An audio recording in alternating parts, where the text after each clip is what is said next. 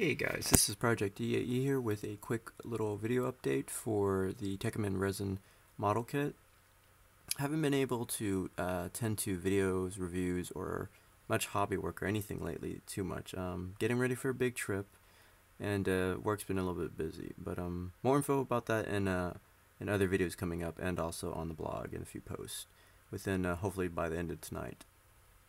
But besides from that, as far as the updates, sanded some more parts, did some more painting, painted the inside of the collars with a few coats, namely in the under armor and stuff like that, all those places that you don't have to, but always nice when you do. And also, it helps tighten all those Revoltech joints. Aside from that, I also added ghost gray as accent colorings to the armor. I think it looks nice with the black and the white right now. Hopefully it'll still work for the whole design and final end product with the red, yellow, and greens.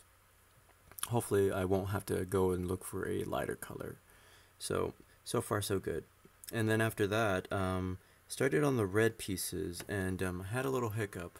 Some of my primer ran out, and I switched to another can, namely another brand as well, because my usual Tamiya primer was out. And normally I don't have a problem with switching and mixing some layers as long as it's dry, but I had an issue this time around. I used another can of a different kind, and it was thick, it bubbled, different consistency. It didn't work well, it ended badly for the things, and instead of cleaning them while they were still wet, I ended up letting them dry. I don't know why. I guess it was probably because I didn't know how the thinner or solvents would react to getting the primer out, and I didn't want to ruin the resin any further. So I ended up sanding every crevice, every corner, every crack down. After doing all that and stuff, I ended up sanding some corners and some parts too much down, and I had to actually re-add primer and epoxy and sand, and I fixed a good portion of everything, and everything's all nice and smooth and good again. But this knee piece here, this didn't turn out so well, and I ended up having to try a different method because it was a little bit too drastic. It wouldn't fit in the grooves anymore, and I ended up shaving a lot of surface area down. So I ended up trying a new method. A few months ago, one of my subscribers favored a video of an individual who ended up showing a interesting tutorial. It was on how to fix your gunpla parts that break off the runners or snap or anything. Instead, so that you wouldn't have to, go and reorder them or buy a new kit or just be, SOL. And what he did was, instead of resin, it was with epoxy. It was very interesting. You mix your epoxy up, you end up with, a glob of it, and you find something, lotion, Vaseline, some sort of release agent. Excuse me. And you use it, and you coat two parts of a resin. Then after that, you coat your piece that you want to remold completely inside of and out all over, and then you put it between the two pieces and you push down hard. You make a mold of it and you let it sit.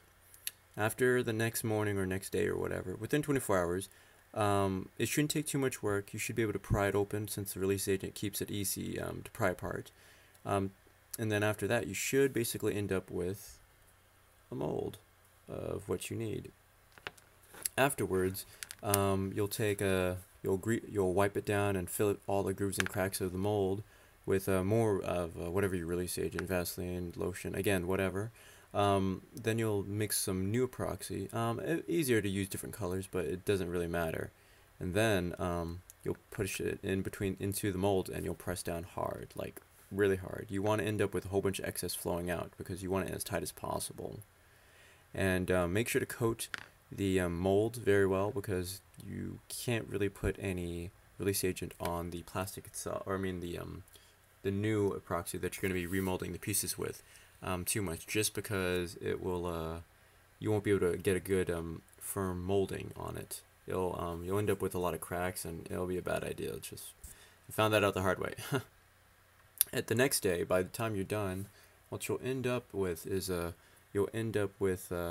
perfectly remolded parts that, after some sanding and some snipping off the flash, will duplicate what you're trying to go for.